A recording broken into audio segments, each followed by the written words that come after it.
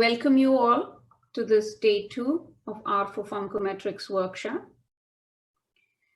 So today in our workshop, we have participants from all over the world joining us from many parts of many countries. Thank you for being here, and thank you for giving us the opportunity to share this knowledge.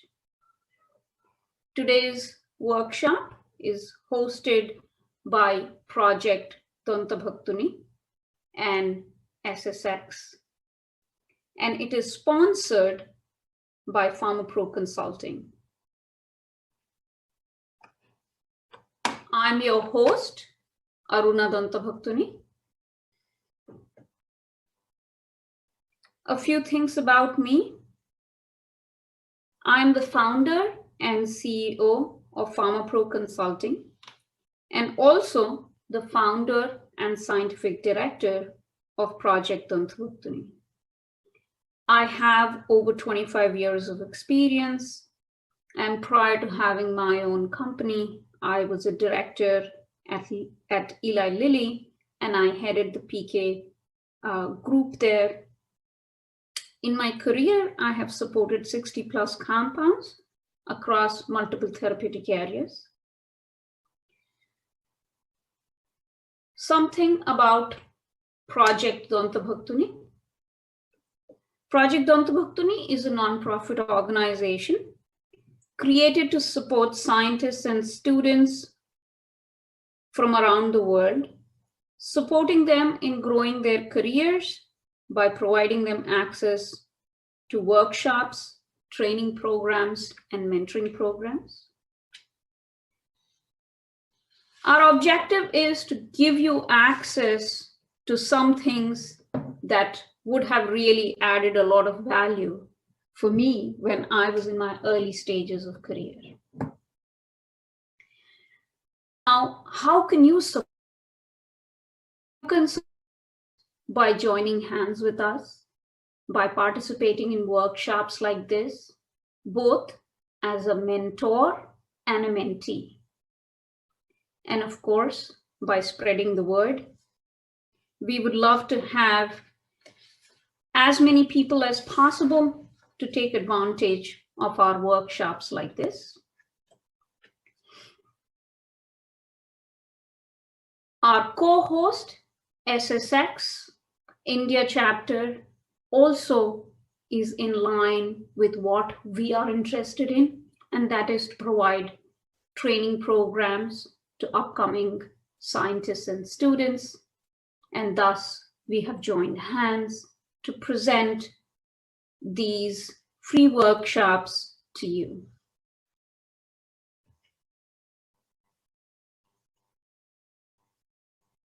Again, a workshop of this magnitude would not have been possible without the support of our mentors. As we mentioned earlier, that our programs are hands-on, and again, all of this is possible because of your contribution.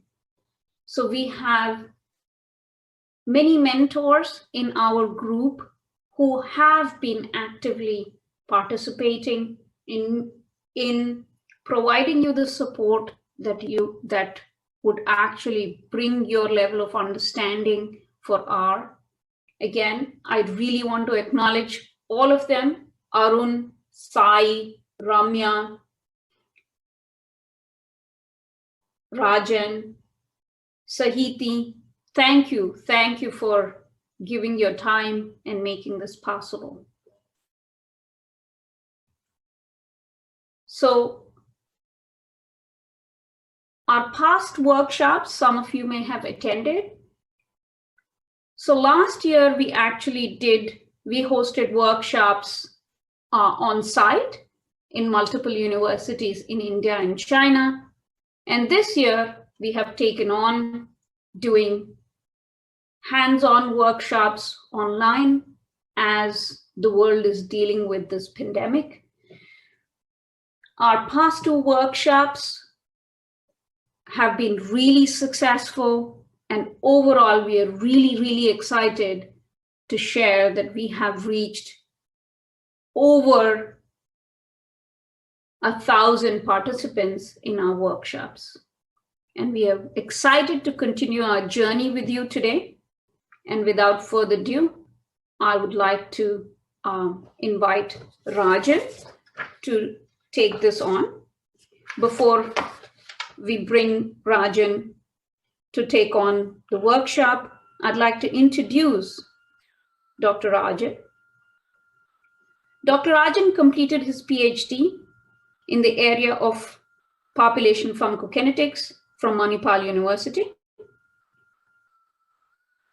He completed his postdoc training at University of North Texas Health Center.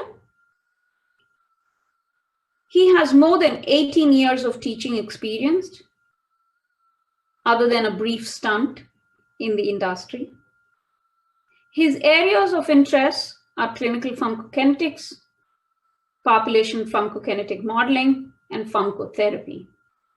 He currently holds the position of Secretary of PAGIN, that is the Population Approach Group of India, a non-profit group dedicated for training and developing population-based approaches of pharmacometric data analysis in India. He is a thought leader of pharmacometrics in India and has mentored a number of PhD students.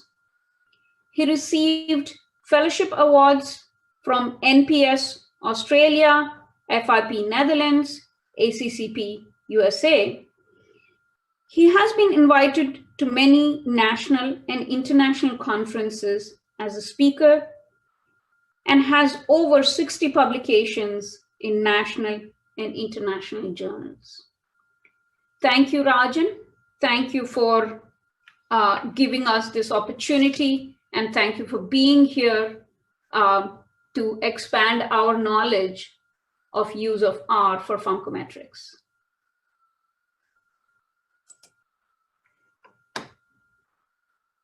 Over to you, Rajan.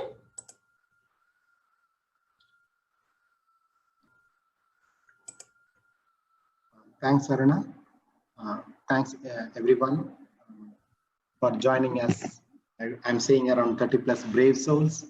So, yeah, even after the first onslaught of initial coding, data and coding issues, the problems, still they are brave enough to join the second day and to continue the journey. And I welcome you all for this, second leg of the journey. Let us start. So my plan for today is a small exercise I gave on theophylline data set. Many of you have completed, and some are are in the process of completion. Some has some doubts and all. Okay. Yes. Hope you are able to see my screen. Arun. Yes, Rajan, we can see your screen. Just fine. Okay. So my plan was to just refresh your memory a little bit on data. I'm not going to spend much time, but I also want to tell that without using the package, R itself will do all the functions. Last time we talked about using this deploy R package, and people installed, had a struggle. Some people had to do it multiple times. There were issues. But please remember, R doesn't need any of these packages. Without that, R by itself can do all the things which you need. Anything you talk, R has its own tool. These packages are just making it little comfortable for us to run. Otherwise, these packages utilize R only. Or behind the command line which we are writing, the R's base functions are activated. It may be a little complex. They would have written on the back of those commands, but originally R base by itself is able to do everything. Okay, so for today, this one I can ask you to do hands-on, but I'm not sure immediately whether you are able to install these packages. ggplot2, that needs to be activated. or installed. If you already installed, get the library ggplot2. Otherwise, you have to install the ggplot2. This is one of the very handy packages. And in terms of pharmacometrics, there is a tutorial in CPT, Clinical Pharmacology and Therapeutics Journal, Pharmacometrics and System Pharmacology, CPT PSP Journal. There is a tutorial on ggplots. Please refer that. It's an open access article. There is a tutorial material available. They've taken the example and given in much more detail fashion that you can always refer. If you want, I can share the link also. Because before that tutorial came, even when I was using, my mentor told not to believe in any, just any packages. You have to be very sure about the package which you are using, because sometimes package themselves may have bugs. And R is an open environment, and there is nobody to check the validity of these packages. There is no specific validation information available, unlike the proprietary software where the companies will provide their validation. So R may not be sometimes acceptable to the regulators, especially the packages. Okay, that's always, we had that fear. We were not using this ggplot, but at least I think 3-4 years back, and this tutorial came, the pharmacometrics community started using this ggplot in a big way. The tutorial also came, then our confidence went up. We started happily using this ggplot, and it is a very nice package. Okay, without this package also, we can accomplish all of these, but it is little hard way you have to write all your codes. So these packages makes our life easier. So this TOF data I've given as an assignment. You just have to directly write this, or you can say attach TOF.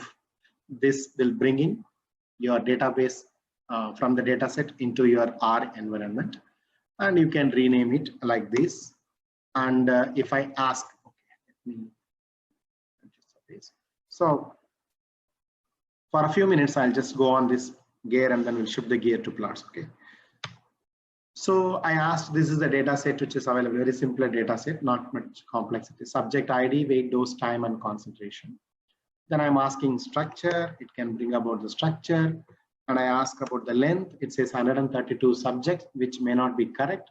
So I'm writing this command, length unique of TO $subject. When I say TO $subject, you know what I'm talking. TO means that particular data frame or data set, $subject meaning the specific column within that data frame. Okay, please always remember this dollar symbol, we'll use that way. So what I'm saying, first one, I said length of this particular column. I'm asking what is the length of a column named subject in a data frame of TO. It said 132 is the length of that particular column named subject or ID, whatever you call. So then I realized that's not correct. The 132 subjects I don't have. Then I'm saying, okay, because there are multiple entries in each subject's name, number 1, 1, number 2, 2, like that, multiple entries. So that I'm saying unique, tell me number of unique entries in this particular column, tell me the length. When I'm running that, it is saying unique length is 12. Simple. Okay, that means 12 unique subjects are there that you can make out. Okay, another question, what is the mean weight of this particular data, that column, weight column? It is giving a number. And then when I'm asking histogram, it is, okay. I'm histogram, when I say hist, means I'm asking the R to plot a histogram of these weights. Okay, now we got. And then it is giving an histogram. It says like, imagine if you take around 60 kg weight, there are around 20 plus subjects, around 70 kg weight, maybe close to 30 subjects, it's saying 30 number. I know it's wrong because my length of number of subjects is only 12 because it is counting the repeated weights. As each column has, each subject, the weights are repeated. So this is not the right histogram to make because of the repeated values I'm getting for each subject. So I have to do the subsetting. I don't want that repeated values to come. I just want to know real distribution of weight. So what I'm thinking, look at the logic. This one place, little bit, please carefully look into the logic I'm going in. I'm going to create something called Theo short, meaning a short database, because it is 132 rows are there for 12 subjects.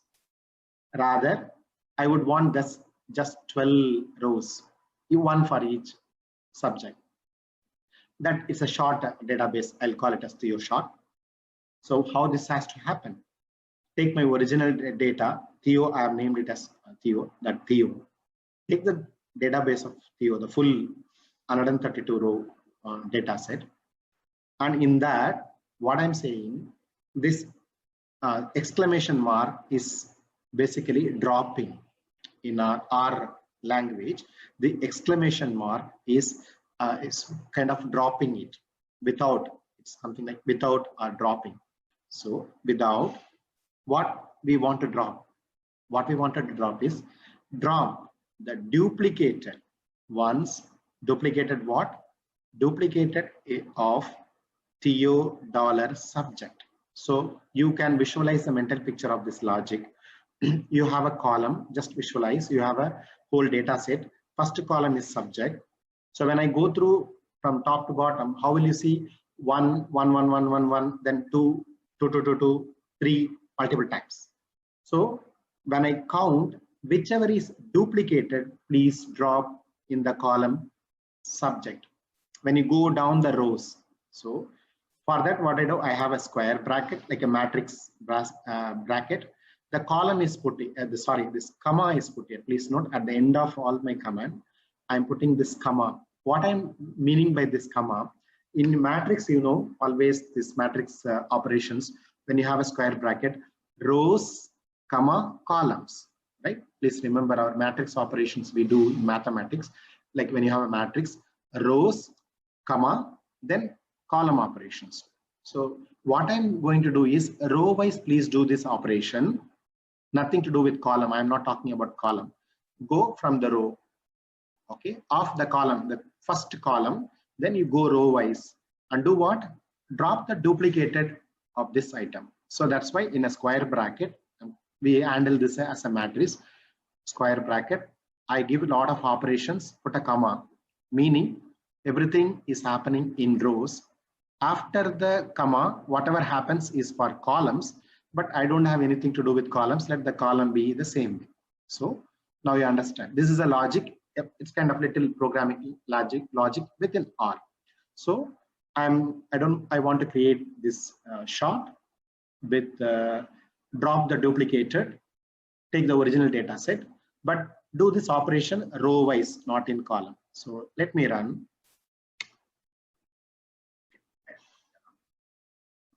Yes, it has run. So let us see what's there in this Theo short. I select this Theo short and run. Okay.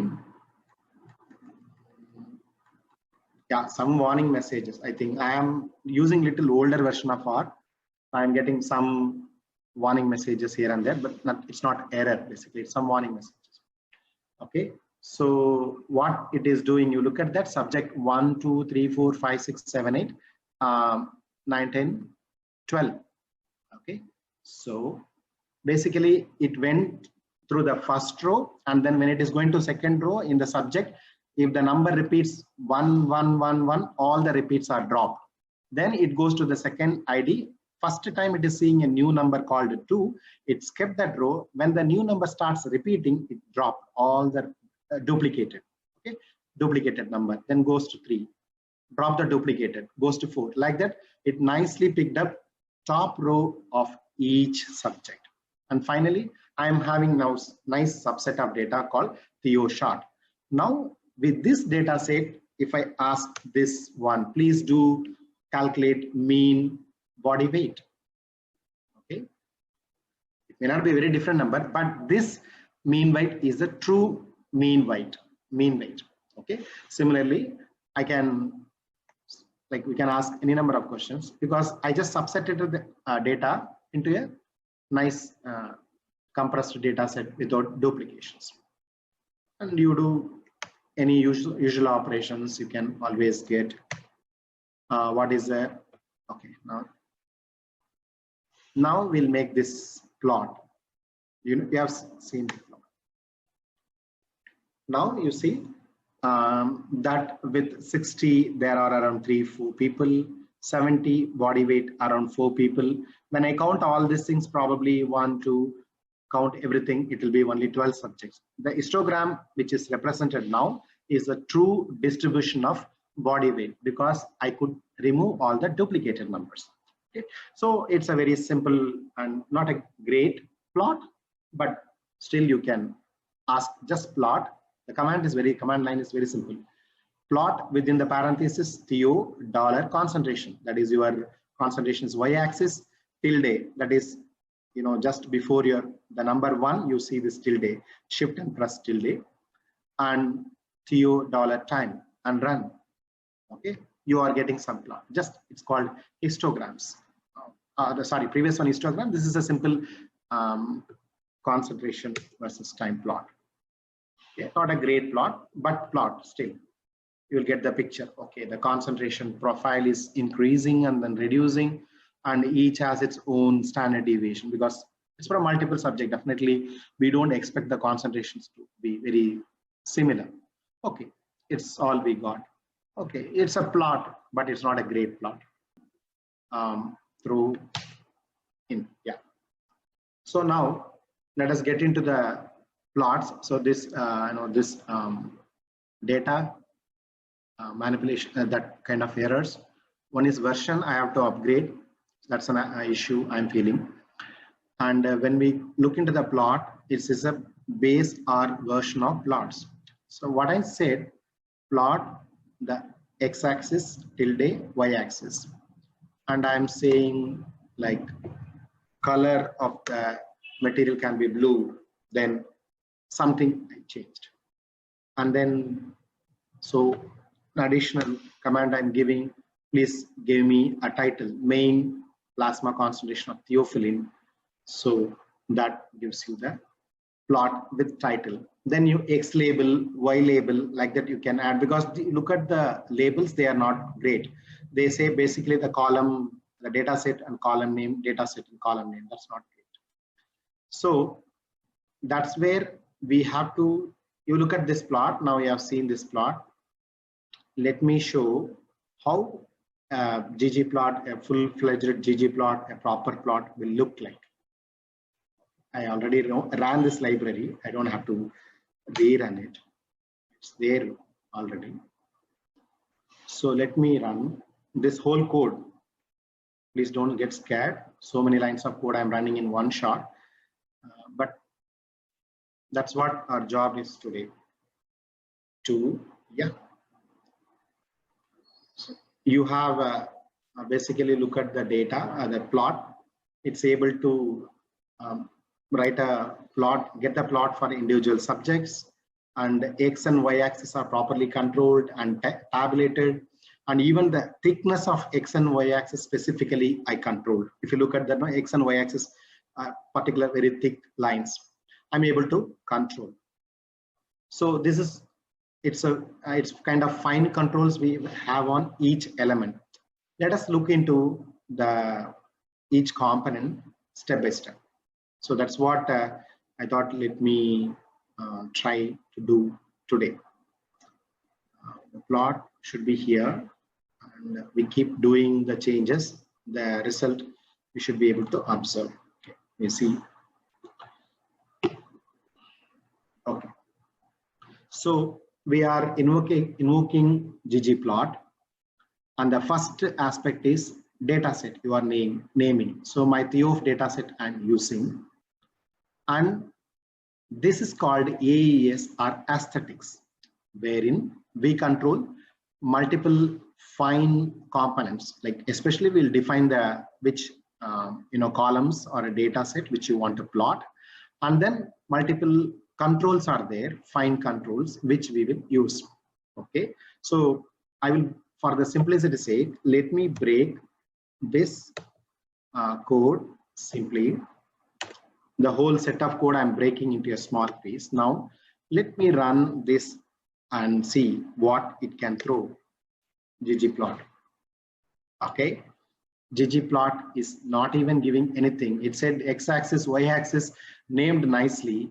It is not able to give anything for me. So what we have to do is, it's like, if you carefully look at this stage, now basically it has given the platform, like the artist who have a canvas, they have draw in a canvas, right? They will prepare the base canvas, background colors they will give, on the top of it, layer by layer they'll be adding the pictures or the drawing, whatever it is, layer by layer they will add, finally give colors, and finally you will see the full effect. This is exactly what we are going to do in the ggplot. So we are going layer by layer. So this we can consider as the base. We have kept the canvas or the the background ready. So now, even though I have the data, but what happened is, here I did not tell how the scatter should happen. So what I will do, I'll put a plus sign, adding the next layer. Next layer for me is the geom point. Okay, you will see what I'm doing here with this particular line of code, geom point. Let us run this. So what happened? Now you realized what happened when I add geom points. It had the baseline, the background. Now when I said points, okay, it picked up the points and given us a point. Okay, I can do little. Okay, points are not so great for me. I'll add this one. Now you understand what I'm doing. The geom line. You have already guessed what I'm trying to do here. Geom line. Now what happens? This taken the base layer and plot. Okay. Now what happened? Geom line. I asked, but the line is passing through every single point. It is not differentiating between each person. It's just simply line going through the all points. So it is not able to differentiate whose data is what. So that is where we have to add something called, you can imagine, I can add this color equal to subject. It's kind of little bit experimentation, because I normally write full code and run this thing. I'm saying subject is your ID basically. That subject I am giving as an identifier. Based on that, you have to give color for this line or points. Okay, I'm saying let it run. See what we are getting. Yes, definitely it improved. So it could differentiate. It could differentiate based on the ID, that the subjects, the colors. It could differentiate based on the colors. Okay, so now let me, the other person, please, can you mute your camera? Okay, so we have got this point. Up to here we have gone. Then you can see I have added few additional options. This actually options equal to SciPen is not necessarily very mandatory, but I'm adding it here because what happens is the numbers you are getting sometimes comes in scientific notation. Okay, somebody who have seen these numbers, you will realize what is that actually 1.00 plus e to the power of 2, 3, like that. In scientific notation, the numbers do come. We have a lot of decimals, e to the power of minus 002, like that you will get, right? So the scientific notations, if they comes in plots, it doesn't look good. So I'm just basically suppressing and convert that into decibel, make it to point, because it's one of my standard practice to do that, because sometimes when you have a lot of decimals like 0.0012 like that, those numbers will be converted to scientific notation, be it in Excel, CSV, or in your R. But you don't want that in your plot. So just to suppress that, I'm using it's kind of because I have handled a lot of that such data which were creating trouble in my plot. it is my habit to add this, it will be useful. By keeping that here, you are not going to achieve anything in this data, because this data are nice, small, nice DV concentration data. You're not having any problem, but you can handle that problem if it comes by using this. Here it is not going to be useful, but I'm just leaving it like that. Okay, so that point is fine. Now with this time, we are fine with it. Up to geome point, geome line, we are great. Okay, let me remove that. Now one more layer I'm adding here, X label, and I'm giving a specific label which I wanted. What is that?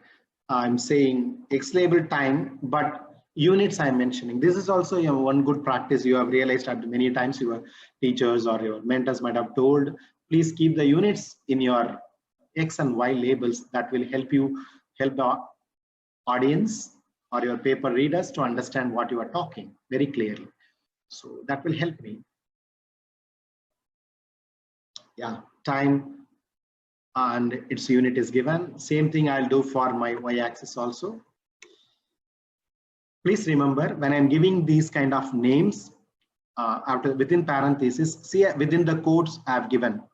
Okay, so other than standard or text, this TOF is a data set, it's not a problem. Everything else within the codes, and when you give, for example, within parentheses on your own, many times the names, other than numbers, many times we may have to, we have to give this quotes. Within quotes, I'm telling this hours. Please remember, look at, whenever I'm giving within quotes, you also see the change in colors. It's in green color for me.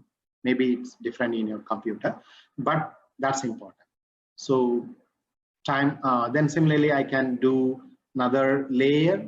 That's for y-axis. Let me take and add it here. So every time I add this layer, and also at the end, I'm adding a plus symbol. You see that? Please see that. So if you miss a plus symbol, then it will go haywire. You can't do that. If you add an extra, okay, let me show that. I have a plus symbol. You know what this plus symbol means? It is telling the R that there is one more line is coming after this. That's what it says. So you run just for the heck of it. Let me run and show. See, it is asking plus. It did not give that symbol arrow. Rather, it says plus, meaning it is telling you, please add one more line. Oh, that's a trouble. I imagine I didn't want that extra line here. So best thing is I have to remove that plus. Here also, at console, I have to give, okay, I have to give escape. I'm giving escape. Then only you get the arrow back. You have to press escape. Otherwise, the plus keep coming and it tells, please add one more line. Imagine if I don't want to add, then we will be in trouble. You and R are in trouble. It keep asking, you are not giving it. Now, no problem. What are the things I have added? X label, Y label, and GG title. I'm telling GG title, Theophylline study. Okay, good. I'm fine with this. Now, layer by layer, I've added. In the aesthetics, one thing I noticed, I made this is color equal to subject. So what happened? It understood each subject to be linked and given one color, and that sorted our problem. If you don't give this the grouping, it's called a grouping variable. If you didn't give the grouping variable, these lines are not going to come. The lines have to, it will go through all the different observations. Okay, please. Okay, now after this, what happened? There is all the essential components are ready, but in the next component is, it's called a theme. This theme, you know, that's where almost close to 10 or 15, 10, 12 lines of codes are there in this theme. And this theme came after, you know, so many iterations of my plot failures. I learned from plot failures. Then I changed, I corrected, and it's my very specific theme. Everybody can have their own theme. For me, this theme worked well, so I'm keeping it. I can explain why I wrote this theme. And using this theme, I made the plots, at least 3 or 4 publications with a lot of plots I published, and I think the editors were all happy, and the publications quality came good, and they asked in specific resolution that I will talk about this little later. Specific resolution I was able to give, and the plots went on well. So this is my customized, my specific theme. I will share this code with you also, but you can always modify to your taste. The background, the gray color, the small grids, I don't like. I just want a plain white background. That's my preference. So that way, now you look, what are the things I have done? Theme. So after plus, I can add this theme. Okay, theme. Theme has a lot of components. Each line I'll go now. Theme dot grid dot minor equal to element blank. Okay.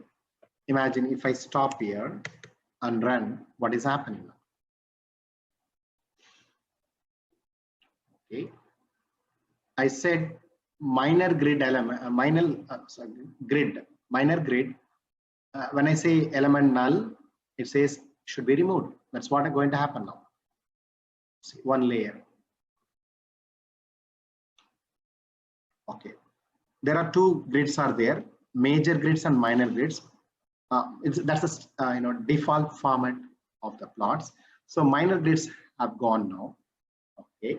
So if I want to continue, remove the next set.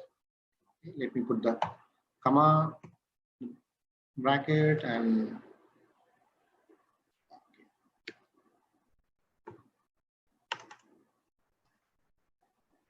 okay, the comma, and this has become my theme now. These two components are there.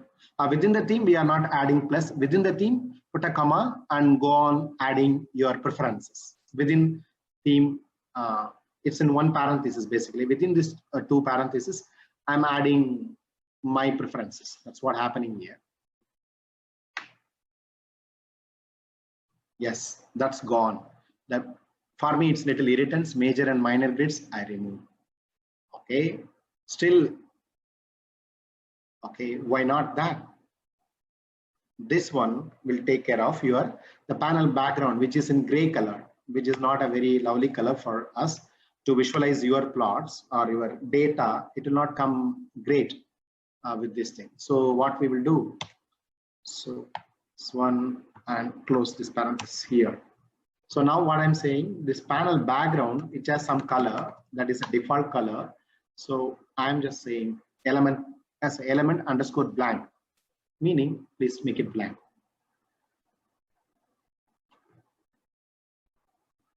Yes. So this layer has been done. Okay. Okay.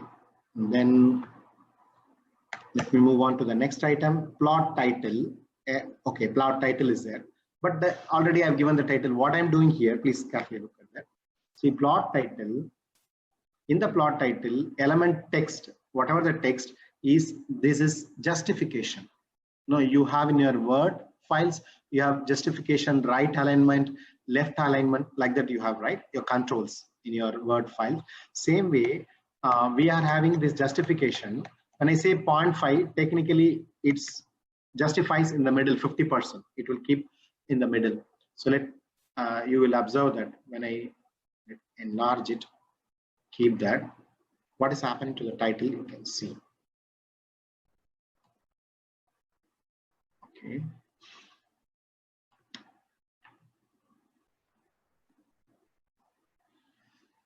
Okay, what is this error? Some error. Okay.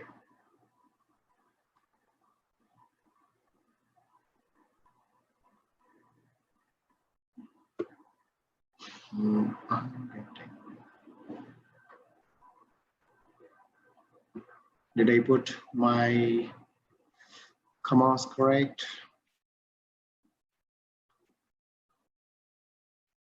Yeah.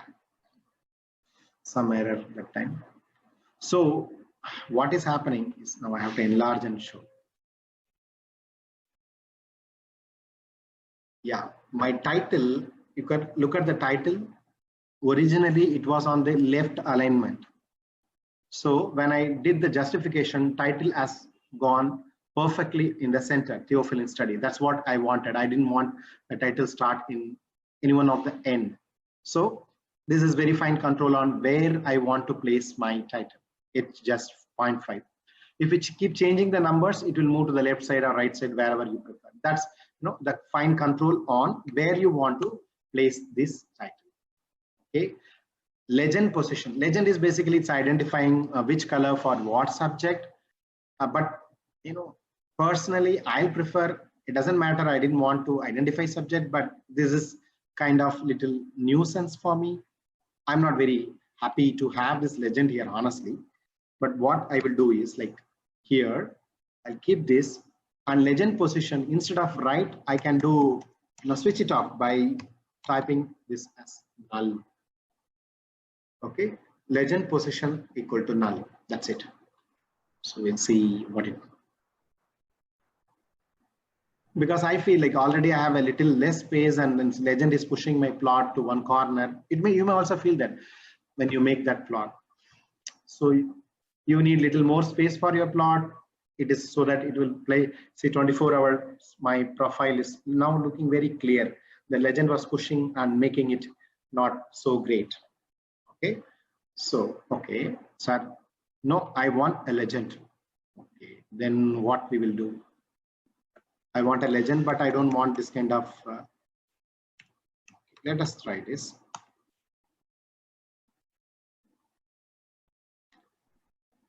Yes, still I have a very small visualizing space here. That's why I don't. Okay, legend has come nicely there, but still for me the data got, my plot got compressed. Still, it is not a happy situation for me. Okay. So that means you can control the way you want, but at least for rest of these plotting, at least here, I need little more space there. So I'll keep null for now and be happy without legend. So that means legend positions, you can control top, left, right, bottom, all those places. You can fine control. You can have a very tight control. How the legend will display, we can have a fine control. That's what I'm saying. Okay, for me, it looks little decent, but it's highly subjective, right? It's my preference. I would say my plot is good, but you can come and know your plot is not good. Happy. So a legend key, its color, how it has to fill, all those things. I will skip it for a while because I basically skipped my legend itself, so I don't want to fine tune anything with the legend. This is another aspect. When the plot is finally displayed, I want this to have the nice margins of this size, this particular size on all the top, bottom, all the sides, like 0.5 centimeters margin. Okay, I'm just adding it, that's all. And okay. Now let us see what is these lines of control will do to that. This is legend text. Okay, how much size the legend text should be. But anyway, since I actually removed the legend, I'm not bothered about that code. You don't have to bother if you don't have the one legend. Now let us see. Axis text X, meaning X axis text, the time, hours, element color, it is in black, size, it is in 10. You can find control what should be the font size and color. So you can make it blue, size, anything, whatever you want. So same thing here. I'll do 2 steps. That is axis title X and Y axis titles, how they should be. That's what my preference for now. Okay, I'm adding it here. It's already 10. What is the difference? Let me make it 8. Just for that. So you are done with that. I fixed, that is X and Y axis, the titles, the names, what size it should appear, what color it should appear if you want. So it's reduced in size. If you want to change the color, please do. But I want it in a full, at least this letters in black color. For me, it's my preference. I kept it like that. Axis text color, title. You have a text title. So what color you want that, and what size you want to do that. that's specifically on the title.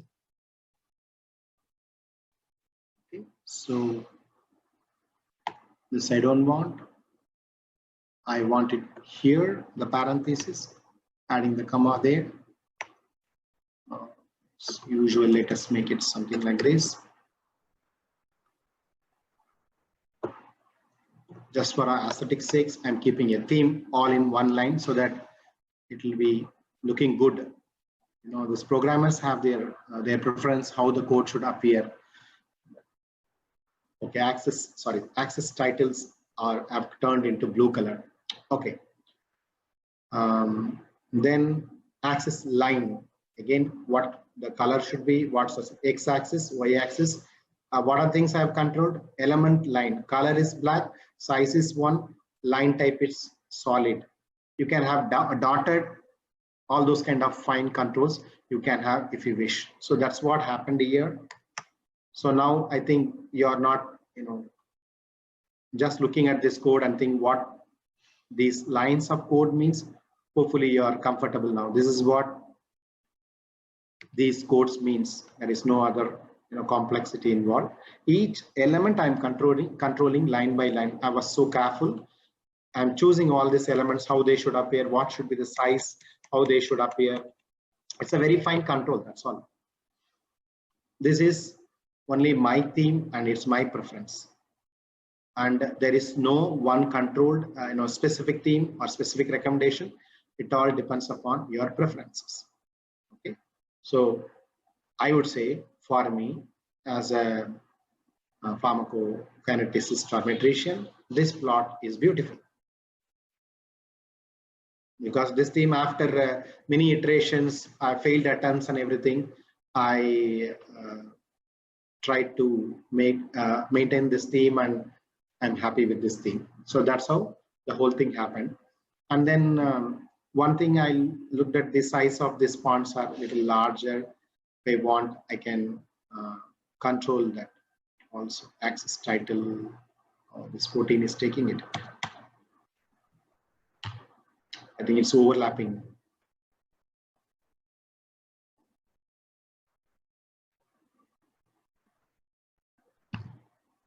Okay, that means what you are carefully observing here, there is a particular way access test can be labeled everything, but with the single axis text, I'm able to come the size 8, the axis title basically controls both axes, x and y axis. Okay, so what happened when I put the 14, it is overridden both of these line and gave them a number 14. It was a huge number. So rather, if I want to leave the size, I have to leave out basic this line, just color blue I should control. Okay, so sometimes these line of command overridden the previous 2 lines of command. That's what happened. The size has become too bigger, but x and y axis together it is controlling. But the previous 2 lines separately they will control x axis, their size, y axis, their size, because you may need to give different sizes for x and y axis. If you have the requirement, you can finally control. Okay, this is how we can finally control these kind of changes. Now,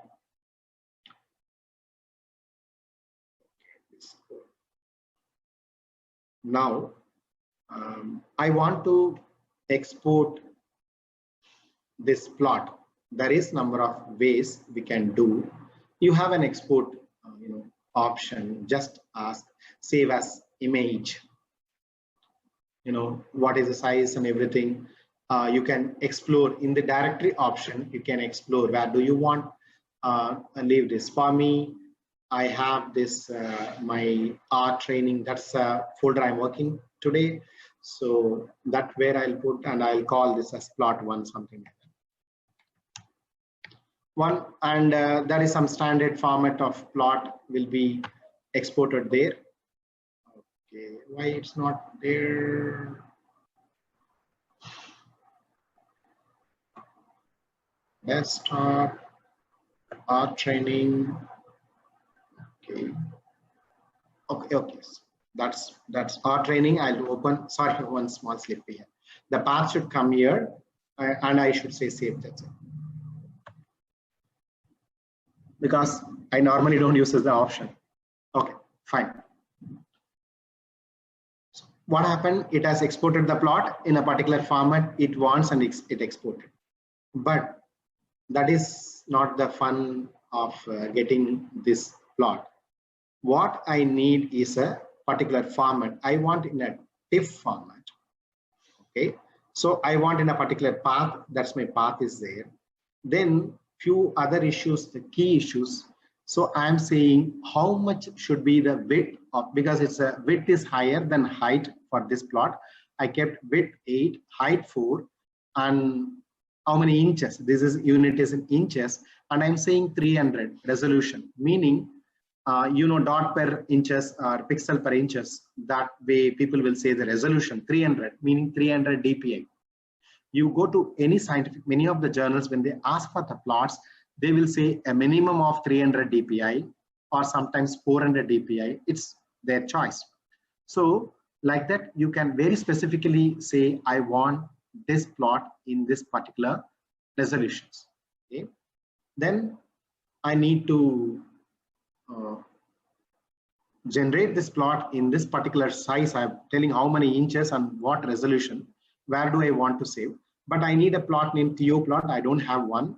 So what I do now, just for this sake here, before ggplot, what we can do is like you make the whole ggplot as an object.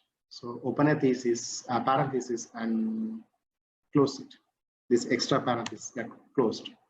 And I will assign the whole thing as this one. So whatever I already wrote that line and kept, I want to call this as TO plot. So I don't want to make any mistake here. Same file name, I want to assign this ggplot object. Okay. And I'll call this ggplot. Okay. So let me run this stuff. The whole thing, all the entire ggplot I'm running, and yeah, it has run hopefully without any error. Yes, it has run as Theo plot. But my goal here, please look at this code. This is how we do export. TIFF format, there is again a PDF, JPG and everything. TIFF is one of the format, one of my favorite formats. TIFF format, you are telling the pathway. C uses my particular folder. In that, I am calling it as theoplot.tiff in the TIFF format. Please give me this particular TIFF format file. Width of this many inches, height of this many inches, and resolution of 300 dpi. Okay, and you have to do this operation, this part, in a file or an object called theoplot, which is already just now I created theoplot. And at the end of this, we have to call this operation. It's called dv.of, device off, switch off the device. That's all. The printing device should be switched off after this operation, something like that. Okay, so let me do that stuff. If I given my path and this particular theoplot object, please do that. Yes, it's done, and then you will get this on the console. You can see RStudio GD2. That means basically the operation is completed. Okay, let me go back to my R training folder. Okay.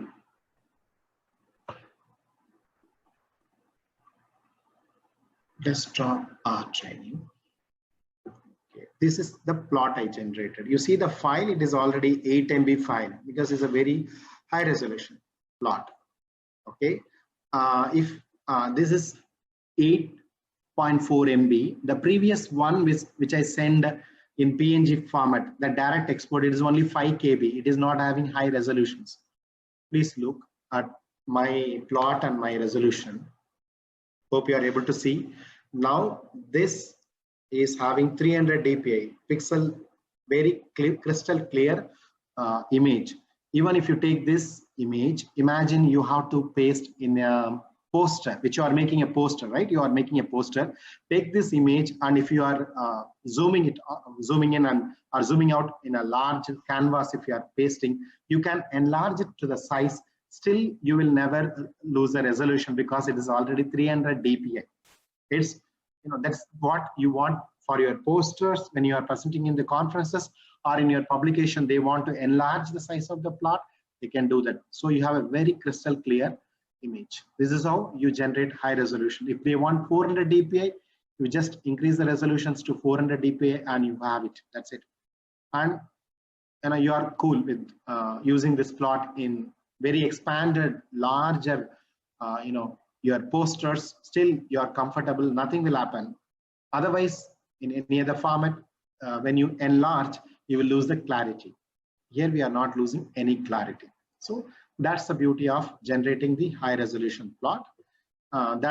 We have accomplished all the tasks by the simple code of your plot, and then specifying the size you want to give. That you have to do some, again, trial and error, which size will fit exactly in your screen or your page. You can increase it and reduce it. It's little bit trial and error. For me, I've already done this trial and error. For my picture, this size and this resolution is perfect. I can enlarge it to any size I want. Still my picture, that image will be clear. Okay, so that way I got a high resolution image. This is one component I would like to share. I wanted to share with you guys. The next goal is like, now we have a 12 subject, and many times in pharmacokinetic studies, we may have like 100 subjects, sometimes past data, and we wanted to look more carefully, more closely at the data available for each subject, especially pharmacometric population pharmacokinetic studies. You may have a very sparse data. So you want to know, like, okay, how the profile looks for one subject, third subject. Some people you are feeling really kind of outlier, but what is their concentration profile looking like?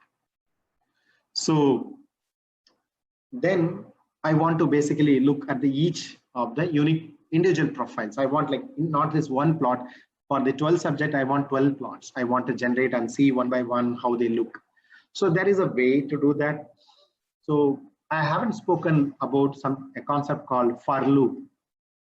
So it's called, I would say, for loop is programmer's delight. What is this for loop is, whenever you assign a particular task to any program, not only here or C++ or any computer language program, for loop is the one wherein you give a particular operation and you are asking the program to repeat the operations for, number of variables, number of objects, number of subjects, whatever it is. So repeat the multiple tasks over a particular length of data sets. You want to do some operations repeatedly.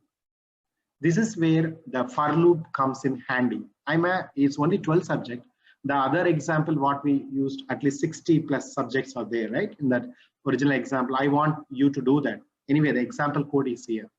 So what I am doing, carefully observe. First simple operation, my thing is that I'm doing this. PDF I have switched on. That is PDF printer, basically switched on. Print a PDF in this path, my art training folder. And I will call this as $_plot.pdf. It's a PDF file I want to generate. Okay.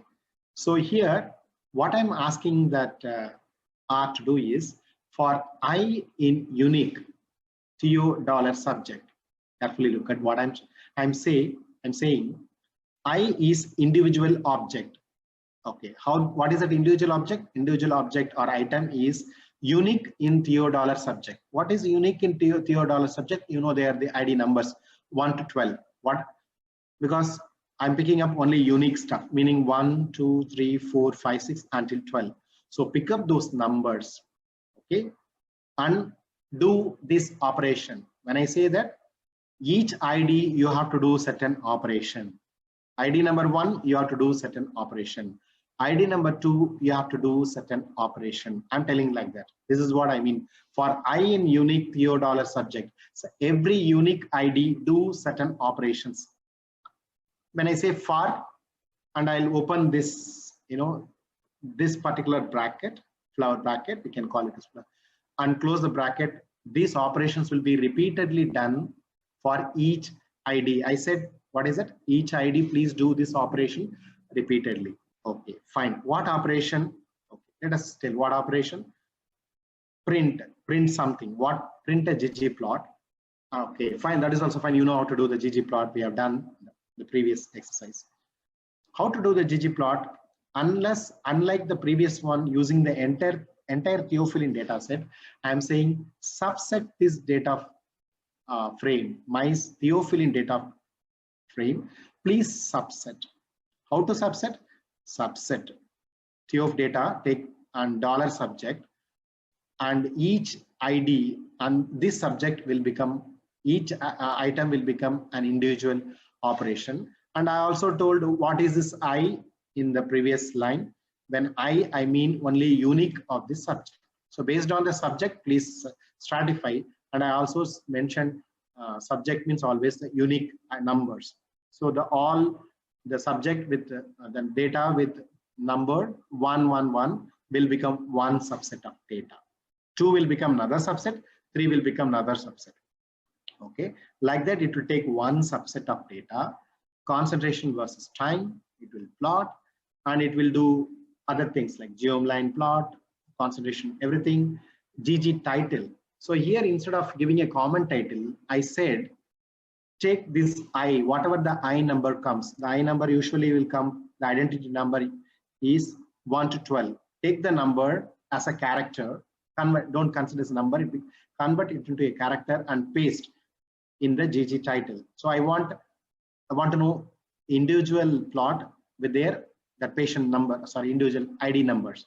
This is subject number 1's plot, 2 plot, 3, like that. I want that as the title. Okay, fine. So that will be the titles. Each one is going to get their own title, each plot. And then, you know, the whole other aspects I kept. And the device is, so this flower bracket close means the repeated operations you are doing is coming to an end. And then I'm closing the device off. That means once after completing all these PDF operations, close this PDF printer device off. So this is what happening now. Okay. So depending upon the number of subjects, the speed will vary. I used to, at least I remember personally plotted this at least for 950 patients in one go. One such large data set I worked. Personally, I've done this operation for 950 subjects at the maximum. So let us try doing this. This is only 12 subjects. It should not take a lot of time. Okay, device off, and then yes, I've chosen the whole line of code. Yeah, yes, it said RStudio GD. When I get this one, I'm happy because the red lines warnings comes. I realize, oh, a code somewhere in the code I messed up.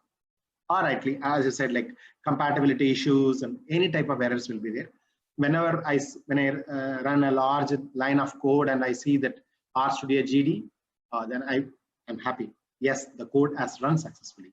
So let us go into that folder and see what is an outcome. Okay, fine. TO plot PDF. It's generated here. Let us see what's the outcome of this repeated operations. Yes, successful. So this plot is for the subject number 1. His profile looks like this. Okay, it goes and then reach about 10 and then it falls off very nicely. Okay, then subject 2. Okay, it is going like this, and it is probably one more observation is there. It's not going as a single peak and then falling off. So its concentrations came differently. Subject number 3, 4, 5, 6, until my 12 subjects. Each one had their individual profiles, their own profiles. It's all varying, right? So I could generate the profile as a pharmacokineticist. Sometime when I'm exploring my data sets, I'll be really happy to check each profile, because when I do a large model, 200-300 subjects, sometimes my data has a lot of noisy. Some are unrealistic concentrations. I really want to identify who is that person, what time points are really different compared to others. Now I can clearly find each one when I go through the data. I will do that manually, because when we are in a large project, we don't want, sometimes data noise is simply unrealistic numbers. Multiple peaks will be observed, which is not realistic. At least I want to pinpoint and show to the original, investigator and tell this is something not acceptable. Please go and check back. I will give this particular profile and tell them, please go back and check.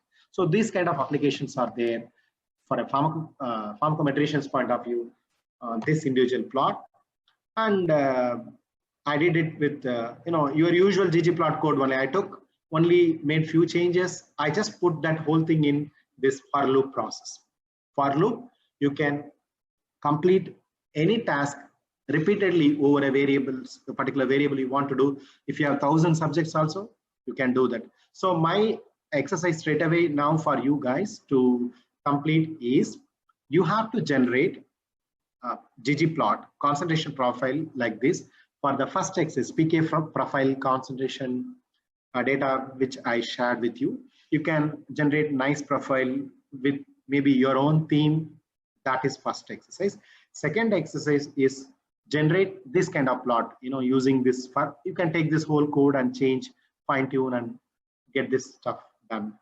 And all 65 subject, you will have 65 different profiles. As a PDF, it's easy to generate. Okay, so that you can generate. That will be the task for you. You can submit those tasks for us to see how you are able to complete this. So this is what I would like to share with you people. Sometime I know we are already going over time, or slightly close to closing time. I will share this whole code data set. I have my mentor group, other mentor groups. I'll share this data sets, and you can play with this data, and you can work with any other data, concentration profile, your own concentration profile, and generate data, and always look for how you can improvise on them.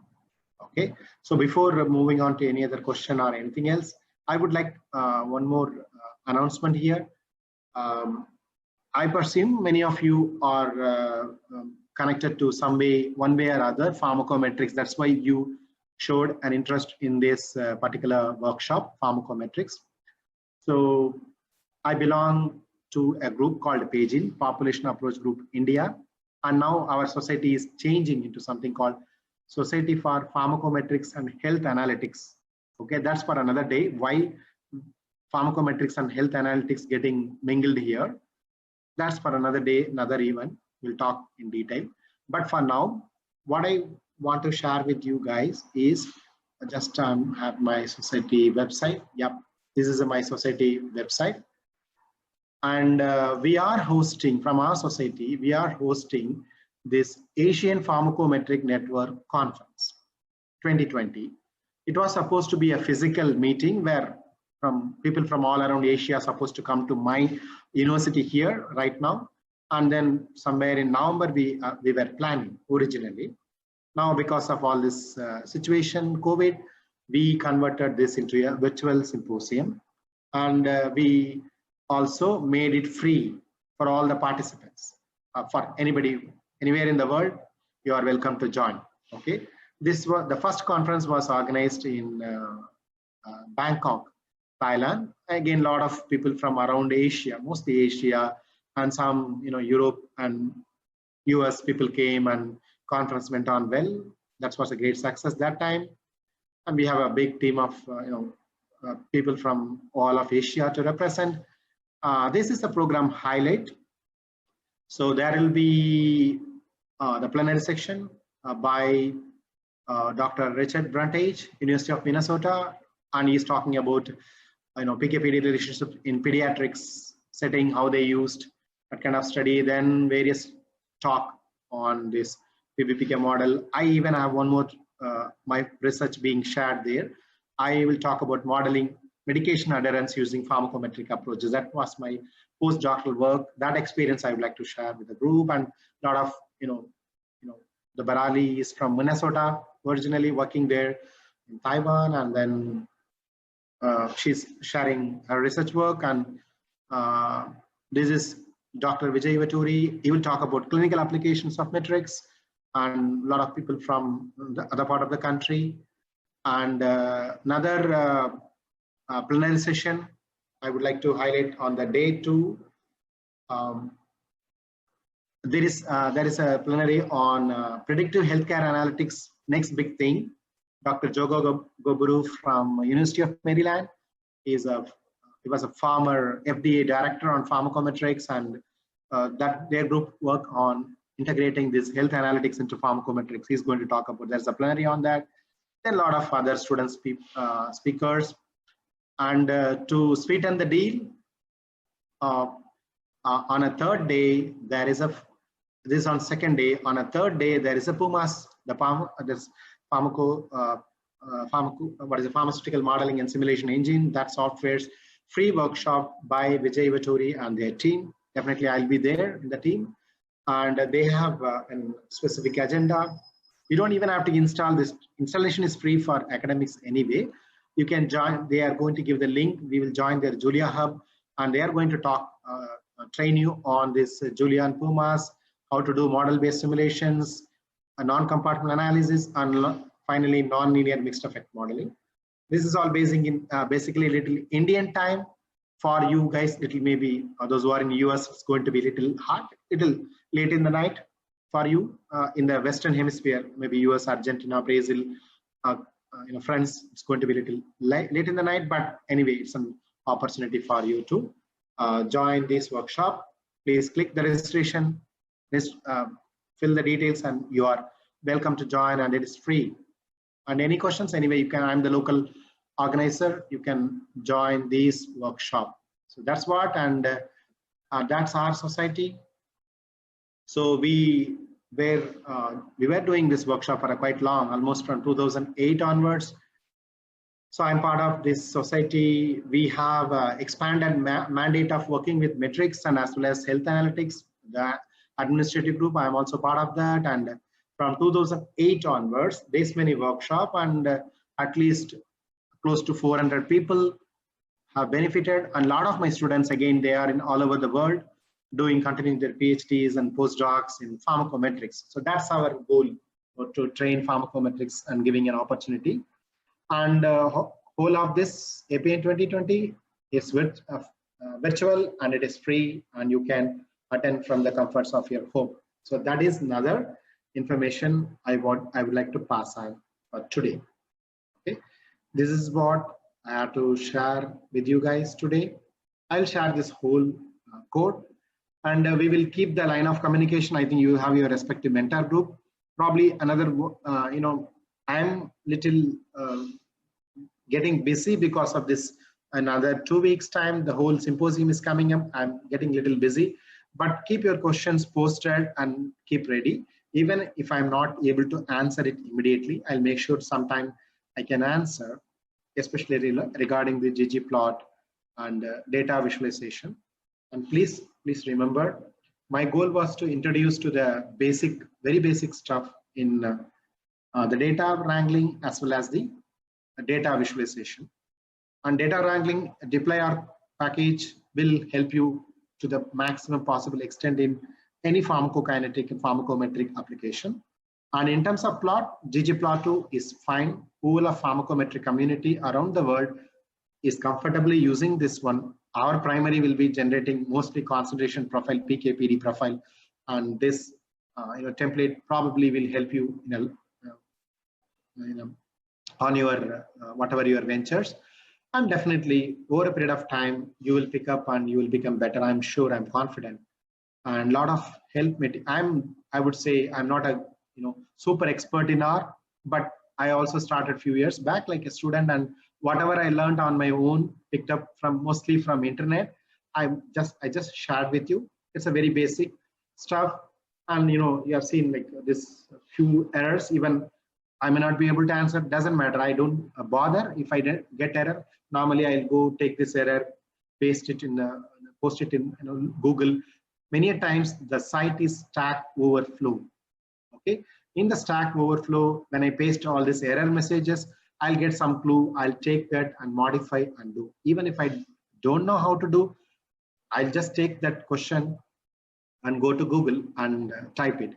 So only thing I want all of you to remember is use the right terminologies. That is data frame, vectors, matrices, what's the operation, subsetting. I said no, whenever your large data size reducing is called subsetting, then further operations, plotting, additions. You have to use right terminologies in R. If you use the right terminologies, you will reach your answer very quickly. Otherwise also somehow you will find, but you might spend a lot of time. But there is no way. See, what are the terminology? There is no standard lexicon or dictionary available to us. We just have to learn, practice, ask question, try to find answer. That's the only way we will improve our terminology. So even though I cannot say it's a vast ocean like World R platform, but it doesn't matter. I'm very comfortable. Whenever I get error message, I'm not scared. I'll just take the error message and go find the answer.